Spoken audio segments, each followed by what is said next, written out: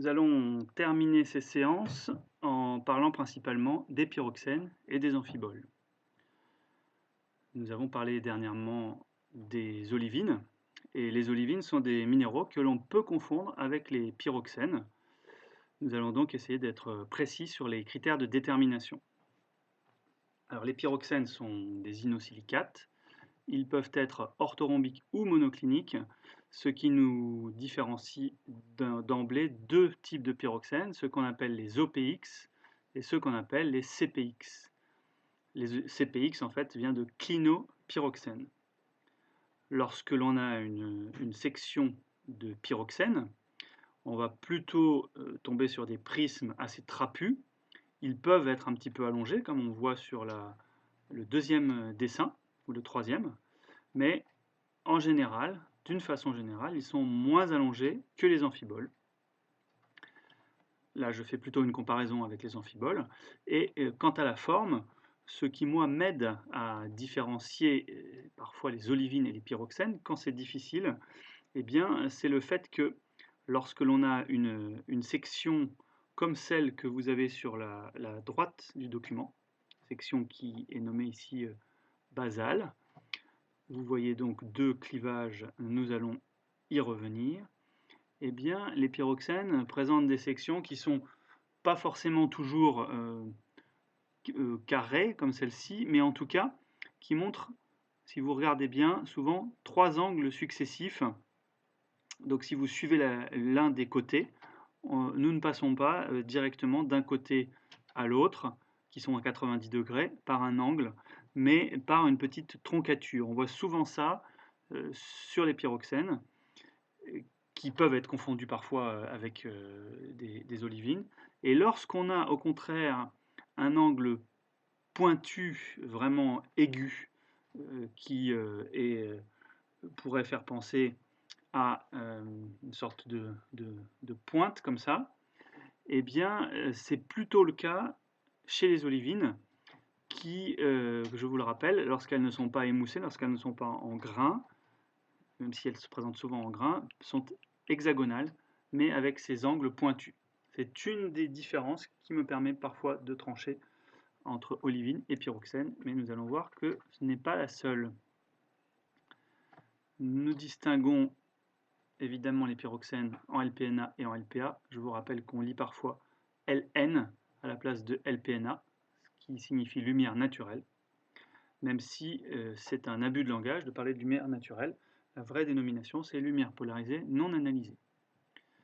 Les pyroxènes sont globalement très peu colorés dans les verts, jaunes, bruns, ce qui est aussi peut être confusif avec l'olivine qui est carrément incolore, mais qui peut parfois, au contraire, nous éclairer. C'est-à-dire que parfois, une olivine placée à côté d'un pyroxène, lorsqu'on a des morceaux avec des formes peu reconnaissables, parfois le pyroxène, on distingue qu'il est plus faiblement coloré que sa voisine, dans le cas où c'est une olivine. Et puis, parmi tous les pyroxènes, il y en a un, notamment un qui est plus coloré, plus foncé que les autres, qui est vert foncé, qu'on appelle les gyrines, dont on reparlera. Ils ont deux clivages à environ 90 degrés, qui sont assez accentués, on les voit bien, mais ils sont irréguliers et relativement souvent interrompus. La réfringence, c'est-à-dire le relief, est assez forte. Alors, il nous faut distinguer les deux catégories de pyroxènes pour en parler, puisqu'ils ont des caractéristiques relativement différentes. Et c'est là que nous allons pouvoir beaucoup plus facilement les différencier avec les olivines. Les orthopyroxènes ont une extinction droite, donc un angle d'extinction à 0 degré, alors que les clinopyroxènes ont une extinction la plupart du temps oblique et la plupart du temps autour de 45 degrés. Donc c'est assez fort. 45 degrés, c'est le plus fort angle d'extinction que l'on puisse avoir, puisque lorsqu'on dépasse 45 degrés, ça revient à être au complément à 90 degrés. Ça s'étale de 25 à 45 degrés en général, sauf la fameuse égyrine, qui elle a un angle d'extinction très faible, de 0 à 8 degrés, et qui pour cette raison pourrait être confondue avec une amphibole. On verra que les amphiboles ont des angles d'extinction assez faibles. Les mesures pour pouvoir trancher sur un angle d'extinction doivent être multiples, il faut en faire le plus possible, et retenir l'angle le plus élevé lorsqu'on a plusieurs fois le même minéral côte à côte, puisque les angles d'extinction peuvent être relativement variables. Quant aux teintes, eh bien, les teintes de polarisation des orthopyroxènes sont du premier ordre, ça va être du gris par exemple, alors que les teintes de polarisation des clinopyroxènes sont toujours vives du deuxième ou du troisième ordre. Eh bien, ceci est très important, puisque si on a un orthopyroxène, il va donc s'éteindre à 0 degré. Et on pourrait éventuellement le confondre avec une olivine qui, elle, a un angle d'extinction de 0 degré par rapport à son clivage. Le clivage de l'olivine, souvent on ne le voit pas, mais imaginons qu'on le devine et qu'on se dise, bah tiens, est-ce que c'est une olivine ou un orthopyroxène? Eh bien, en passant en lumière polarisée analysée, eh bien, les orthopyroxènes ont une teinte de polarisation dans les gris, et si c'est une olivine, elle aura une teinte de polarisation beaucoup plus vive, dans des bleus par exemple, des violets, ou des choses comme ça. A l'inverse, si on se trouve en présence d'un clinopyroxène, lui, on pourrait le confondre avec l'olivine parce qu'ils ont des teintes de polarisation similaires. Mais le clinopyroxène ne sera jamais éteint à 0 degré, à part le cas exceptionnel, on a dit, de l'égérine, mais ça sera pas 0 degré. La plupart du temps, si on fait plusieurs mesures, ça sera pas 0 degré, ça sera faible, mais pas 0 degré. Et donc, on ne peut pas le confondre avec une olivine, puisque donc, en général, cet angle d'extinction du clinopyroxène est fort. Il faut donc bien différencier ortho et clinopyroxène pour pouvoir faire la différence avec une olivine. Alors les orthopyroxènes, eh bien, c'est la série de l'hyperstène qui est un pyroxène magnésien et ferreux, avec le pôle ferreux qu'on appelle la ferrocylite et le pôle magnésien qu'on appelle l'enstatite. C'est un terme qu'on peut utiliser, même si nous n'irons pas jusque-là probablement. Dans la famille des orthopyroxènes, donc colonne de droite, eh bien, le clinopyroxène le plus connu, d'ailleurs le plus important des pyroxènes, c'est une famille de pyroxènes qu'on appelle les augites, qui contiennent différents éléments, sont calciques, magnésiennes, ferreuses, alumineuses, et elles peuvent présenter une macle en sablier que l'on reconnaît quand on la voit pas toujours, mais on peut la reconnaître. Alors, les augites sont, comme c'est indiqué ici, à la fois ferromagnésiennes et à la fois calciques. Alors, on voit ici des pyroxènes sur la photo de gauche en lumière polarisée non analysée. Ils sont entourés de mica, de plagioclase, et on reconnaît sur la section du haut les deux clivages, donc à 87 degrés, qui sont effectivement appuyés mais irréguliers. Et sur la section de droite, on voit que c'est une section qui possède seulement un clivage. On reconnaît aussi la forme générale de ces pyroxènes si on suit le contour, avec l'absence de ces pointes, de ces angles pointus que l'on trouverait chez les olivines. Et de toute façon, ici, on a des sections avec deux clivages. Bon, évidemment, les olivines présentent des cassures qui parfois pourraient passer pour des clivages. On voit aussi ici que les pyroxènes sont assez faiblement colorés, mais colorés quand même. Et à côté d'une olivine, eh bien, nous serions en mesure de faire quand même cette différence de légère coloration. Et puis, je vous rappelle que pour mesurer un angle d'extinction, il ne faut pas utiliser des sections avec deux clivages, mais uniquement des sections qui possèdent un seul clivage, comme c'est le cas en haut à droite. Alors, il existe d'autres types de pyroxènes alcalins comme l'égérine, on en a parlé, qui est donc sodique, et qui a la particularité de présenter une extinction faible, de 0 à 8 degrés. Un autre pyroxène alcalin est la jadéite, qui est un pyroxène sodique, c'est même le pôle pur sodique d'une autre série qu'on appelle, ce pyroxène, on l'appelle omphacite. Alors, omphacite et jadéite, ce sont des termes relativement importants puisqu'on les trouve dans le cadre de la subduction du plancher océanique lorsque on passe du faciès schiste bleu au faciès éclogite. Ce sont donc des minéraux que l'on trouve dans le faciès éclogite. peut-être pas beaucoup entendu parler du métamorphisme avec Christophe Noblet, le faciès éclogite étant un métamorphisme d'ultra haute pression et de plutôt faible température, faible à moyenne température, que l'on rencontre lorsque le plancher océanique, après avoir été hydraté une fois au début de la subduction, eh bien au contraire se déshydrate pour donner successivement des minéraux que l'on va appeler glaucophane, qui est une amphibole, puis omphacite ou jadéite, qui sont des pyroxènes. C'est quelque chose que vous avez pu éventuellement étudier au lycée. Il existe d'autres pyroxènes qui sont calciques et magnésiens, par exemple le diopside, dont vous entendrez aussi peut-être parler. Voici ici, pour terminer sur les pyroxènes en bas, une photo d'augite, une photo microphotographie d'augite. Sur la gauche, on retrouve les formes classiques du pyroxène, avec des sections à 2 clivages, d'autres à 1 clivage. On retrouve la forme, le contour du pyroxène, un peu trapu, et parfois avec des sections basales qui peuvent présenter, qui sont plus rectangulaires, entre guillemets, qui peuvent présenter les 2 clivages. Et sur la droite, on voit que l'augite est bien un pyroxène qui polarise dans des teintes élevées de 2e et de 3e ordre. Et l'on trouve avec ce petit trou au milieu et cette espèce de bande sur le morceau de droite, eh bien, la fameuse macle en sablier qui n'est pas parfaite, idéale, mais qu'on devine. Nous allons maintenant, pour terminer, parler des amphiboles. Les amphiboles sont des minéraux donc des silicates de la famille des inosilicates. Elles sont également orthorhombiques ou monocliniques. Et la première remarque que l'on peut faire, c'est qu'à bien des égards, les amphiboles sont comparables aux pyroxènes. Cela dit, ce sont des minéraux hydroxylés. On peut le voir dans la formule. Et il existe d'autres minéraux hydroxylés. Vous devez connaître cette particularité. Ce sont les micas, et notamment les chlorites et les argiles. Alors, les chlorites et les argiles sont des minéraux plus hydroxylés que les amphiboles.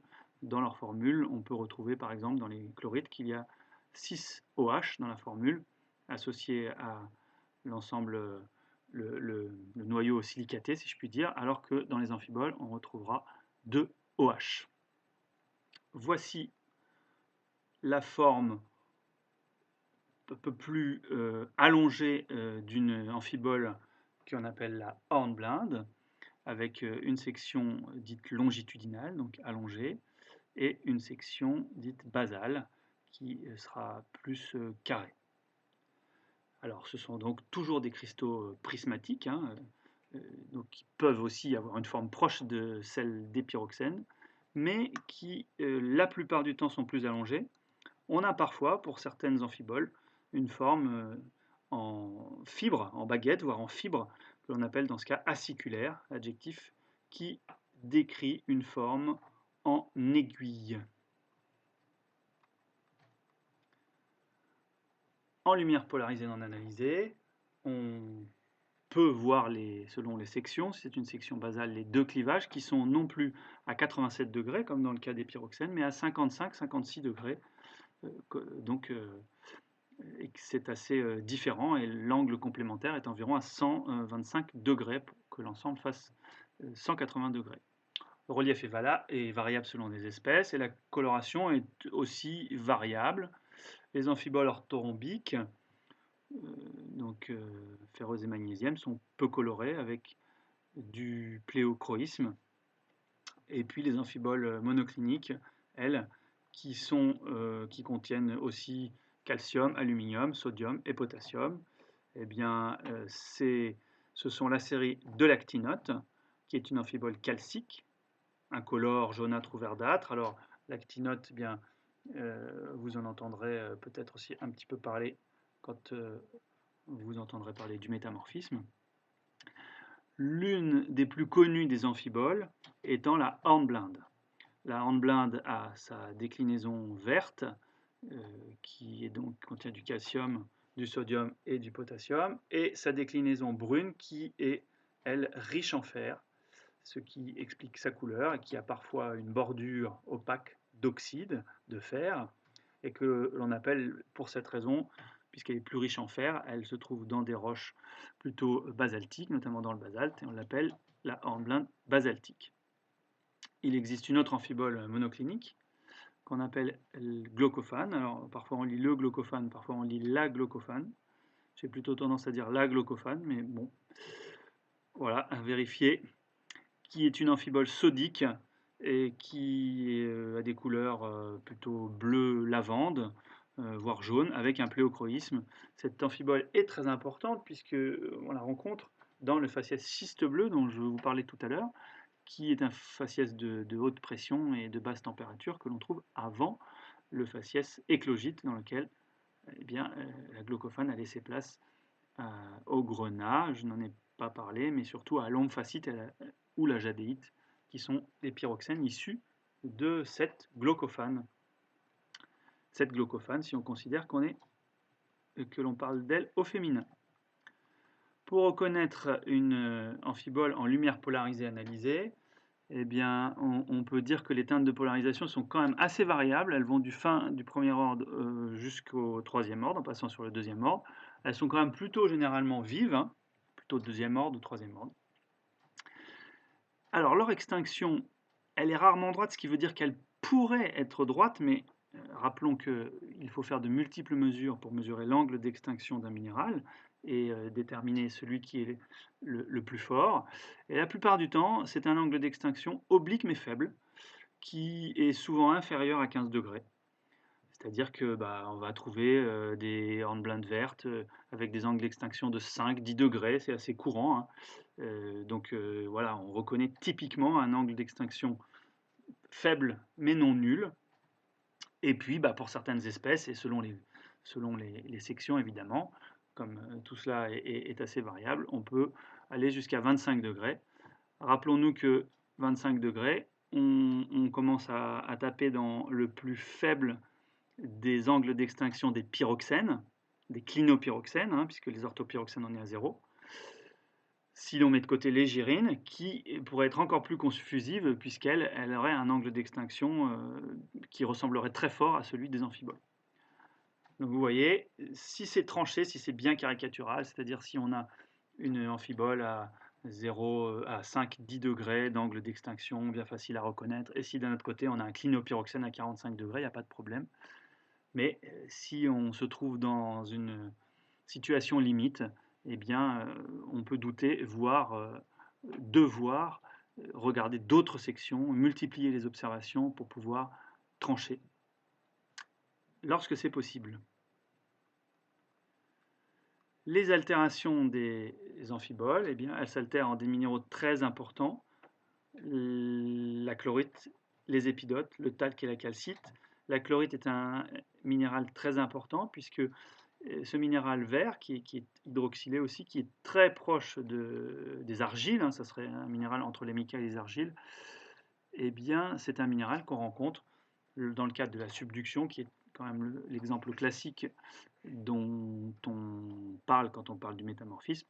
C'est celui qui donne sa couleur verte à la roche qu'on appelle schiste vert, faciès schiste vert et schiste vert. Donc c'est important de pouvoir reconnaître des chlorites et aussi des épidotes. Alors les épidotes sont des minéraux d'altération dont je vous remontrerai une petite photo pour terminer. Voici une hornblende verte sur une microphotographie. On voit un relief un petit peu plus fort que les minéraux alentours, pas très fort. On reconnaît les formes. Et évidemment, ici, on ne fait pas tourner la platine, donc on reconnaît les deux clivages, mais il faudrait pouvoir provoquer l'extinction pour voir cette extinction autour de 5-10 degrés en général. Ici, vous avez une autre amphibole qui est à droite bleu lavande, qui est en couronne autour d'un pyroxène, entre un pyroxène et un plagioclase. C'est la fameuse glaucophane, qui est cette amphibole qui donne le nom à une roche qu'on appelle parfois la glaucophanite, mais qui est plutôt de la famille, son autre nom c'est éclogite à glaucophane. schiste bleu, excusez-moi. Et ce schiste bleu, c'est celui que l'on trouve avant la transformation justement de la glaucophane en pyroxène, et cette fois-ci, oui, dans les éclogites. C'est donc une amphibole que l'on trouve plutôt dans le cadre du métamorphisme.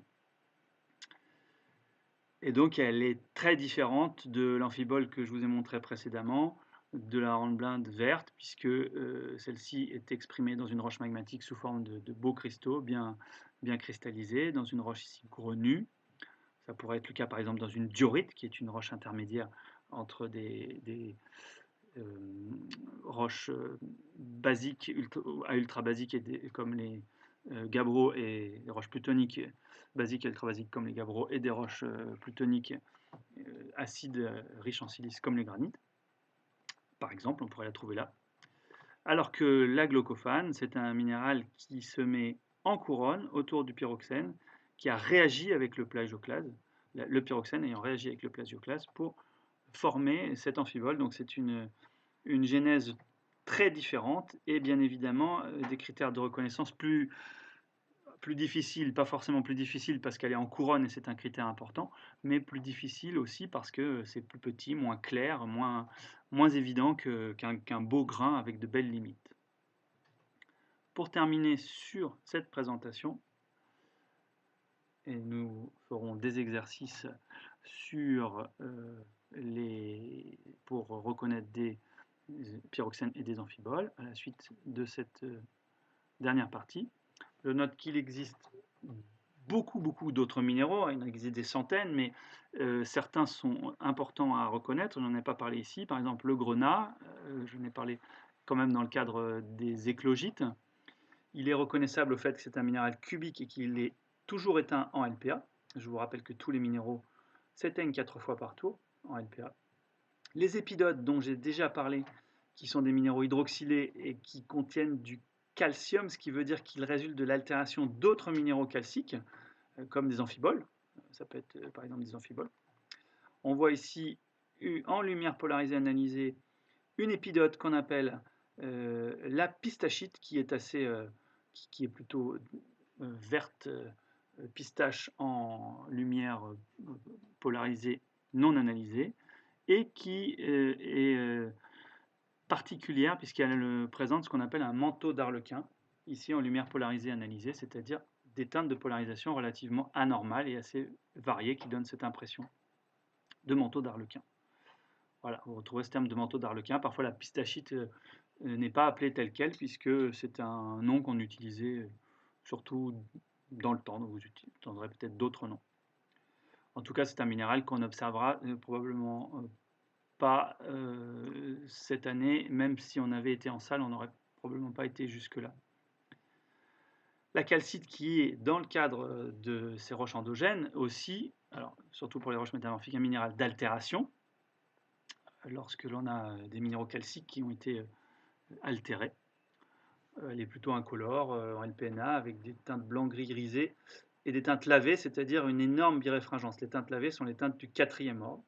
Vous n'en verrez pas, je ne pense pas que nous aurons l'occasion de travailler dessus. Et je ne peux terminer sans parler des silicates du métamorphisme. Ce sont des minéraux que nous avons un peu évoqués en TP. Minéraux particuliers, spécifiques au métamorphisme et notamment au métamorphisme de haute température et de basse pression. Il y a un rapport dans la présence de ces minéraux avec le comportement de l'aluminium. C'est notamment l'andalosite, la silimanite et distène, qui sont des polymorphes, c'est-à-dire ils présentent ils ont la même formule, mais les minéraux ne sont pas tout à fait les mêmes, ce qui permet de faire la différence entre des conditions de température et de pression un petit peu variables, et de savoir où on se trouve, où en tout cas la roche métamorphique a été, quelles sont les conditions de température et de pression qu'elle a atteint au cours de son histoire, au maximum de métamorphisme, et la storotide ainsi que la cordierite que l'on peut retrouver dans d'autres roches du métamorphisme régional, mais surtout du métamorphisme de contact. De nombreux minéraux accessoires aussi peuvent être observés dans les roches, dont on ne parlera pas plus, l'apatite, le zircon, le sphène, la tourmaline, que l'on voit de temps en temps, c'est pour ça que je les cite. L'halosonite aussi, qui est un minéral que l'on peut trouver dans les éclogites, etc. Il y en a des tas d'autres, et c'est aussi pour que vous le sachiez. Voilà, cette présentation est maintenant terminée, et nous pourrons passer, après vos questions, à des petits exercices de reconnaissance de ces différents minéraux.